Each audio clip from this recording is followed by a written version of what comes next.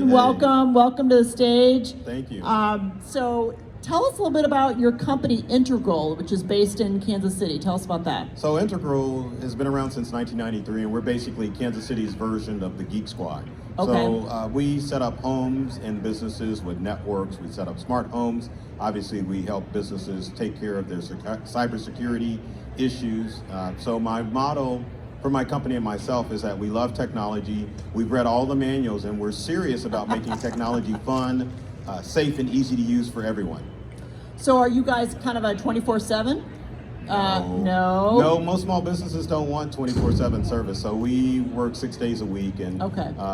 We definitely, are there for the most part to help people take care of all their computer issues and needs. So are most of your customers then kind of on a plan? Are they member, you know what I mean? I know what you're saying, yeah. So we are break fix, which means customers can call us when they need us for computer service. We also do managed services where people are on a retainer, so we do remote, unlimited unlimited remote support for homes and businesses, and they pay us either monthly or yearly.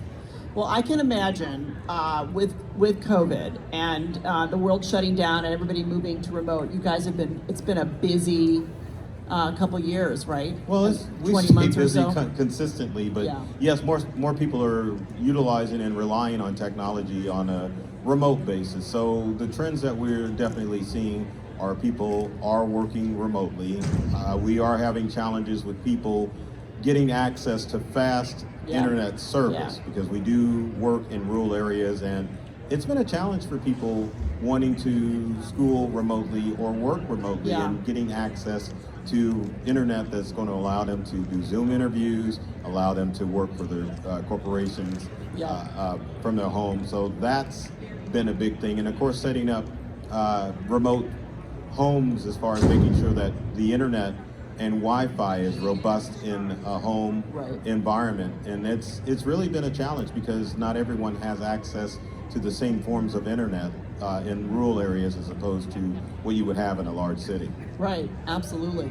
So what are some of the especially when for some of our audience here today, when they're working with a potential buyer who wants to have a home office or plans to do a home office, what are some of the things that you'd recommend realtors really pay attention to? Yeah, the first thing would be to make sure that you're talking to your buyer or seller what internet options they have in their area. You really need to do or have the buyer or seller really look into research to make sure that they're going to have robust internet in the area that they're moving to, because the problem is I think everyone assumes that there is internet for everyone, and there's not. I mean, there are certain areas where you just can't get good internet, and even if you were to use a hotspot or to use a satellite-based internet company, you're not going to get the speeds that you need in order to work effectively. Like if you're doing Zoom interviews with the slow internet, it's not going to work. If you're trying to log into that corporate website, it's not going to work unless you have good internet speed. Right. So realtors really need to talk with their buyers and sellers and maybe even help them through the journey of letting them identify what internet options are in the area so that they can help buyers and sellers make the right choice as far as if they should move in this area or if they should consider moving someplace else. Yeah, I when I was looking for a home a couple of years ago, we were literally walking around the house, right, trying to see what the cell, how many bars, right? Exactly. Exactly. Your attention, please. The final Cash In and Win $1,000 drawing, sponsored by Center for Realtor Development, will take place at 2 p.m. in booth 1650. Okay, well that's good to know. That is good to know. It's good information. Good information. So you did a session here yesterday around how not to get hacked, right? Right, exactly. Tell us, can you give us 3 big tips to help us not get hacked? The number one tip is to understand that 99% of cybercrime requires user interaction. So any device that you own, such as a computer or a smartphone, is perfectly safe from all of the cyber criminals out there.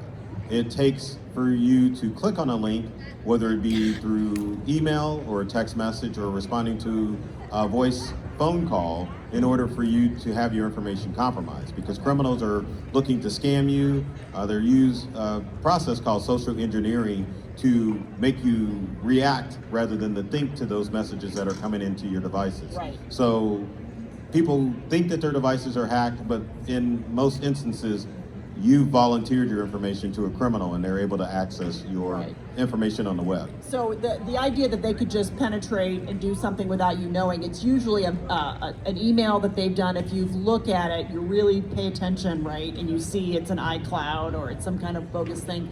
But it's people are not taking, it's like that pausing, right? And look at the email before you hit respond or before you hit okay, but it not take that action. Right, exactly. You definitely need to think before you act when it comes to anything that comes across via email or even on your smartphone, because criminals are counting on you to react Right. and click on it so that you can just voluntarily give up your information. Right. It doesn't take a lot of work for a criminal as far as hacking to get into people's personal information. It's really easy to create a scam email, and that's how criminals are getting access Yeah. to that information. So that's the first one. Don't react. Pause. Look at the email address thoroughly. Okay, what's number two? Number two would be to be careful who you share your cell phone number with, Yeah. because criminals are spoofing cell phone numbers, and if you're a realtor, the challenge is that you don't want your number to be known as a scam or a scam phone number or a spam phone number. You don't want those people calling you saying, "Hey, quit calling my home. You know, I don't Yeah. want what you're selling. You're a criminal." Also, when you're making your smartphone or cell phone number public, criminals can do a lookup on your smartphone number, find out which provider you're using, and they can use what's called SIM card scams that will allow them to transfer your phone number to a new phone. So Wow. if that happens, then you've lost that phone number because Right. your cellular company thinks that you're the one that called in to have that number switched to another phone. So what do you do if you're a realtor and you need people to know your number to call for prospective buyers? Yet, what's the solution? The solution is to either use a paid voice over IP service like RingCentral or Vonage as your real estate phone number. The good thing about voice over IP is that when you make calls to buyers and sellers or other people you deal with in your business, you just open the app for Vonage or for RingCentral and make a call that way, as opposed to using your cell phone number. Okay. And another thing you can do is set up a Google Voice or WhatsApp phone number and use that for your real estate number as well. And then just your phone number, your cell phone's only for your personal friends and family. Okay. That's right. All yes. right. Yes. All right. You don't want to This give is that. You fascinating. don't want to give that information to scammers. One other thing I was going to add too, as far as your phone number, I know it's kind of difficult if you're a real estate professional, but you definitely don't want to share that phone number on a website, because cyber criminals set up tools Yeah. that go and scan websites to find phone numbers, and they harvest those and they use them Okay. to trick people out of their information. Wow. Okay. I think you got three. Yes. Isn't that three? That's You got one more? One more, yeah. One more. Use passphrases as opposed to passwords. Now, passphrases are two unrelated words that create a password. So if you were to use like purple giraffe or sinking canoe or I'm trying to think of a color, yellow turkey, those phrases create strong passwords and they don't draw people to knowing your passwords that you're probably sharing on social media. Most people make passwords like their grandmother's birthday, kid's birthday, their pet's name, Right. and it just allows criminals a quick way to get access to your online Okay. accounts. So pass phrases. Passphrases, not passwords, are the way to go. All right. Well, what if your password is required for the number and a symbol?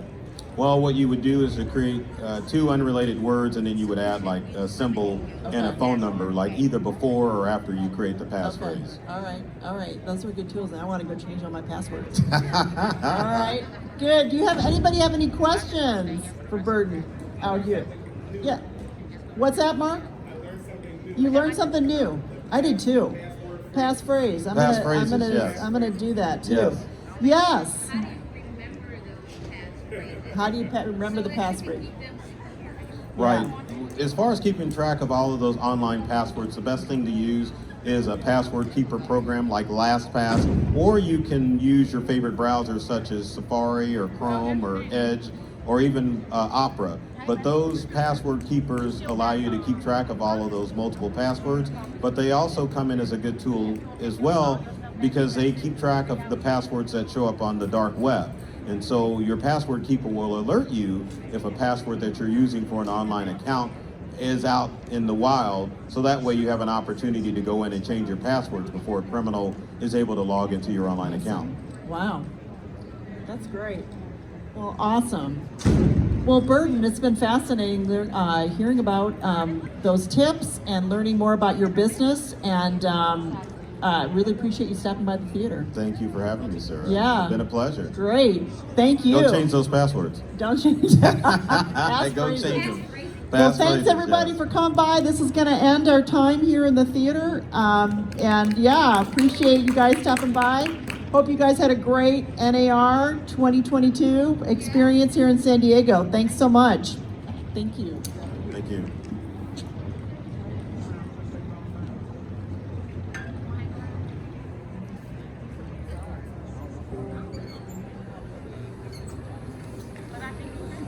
I know, right?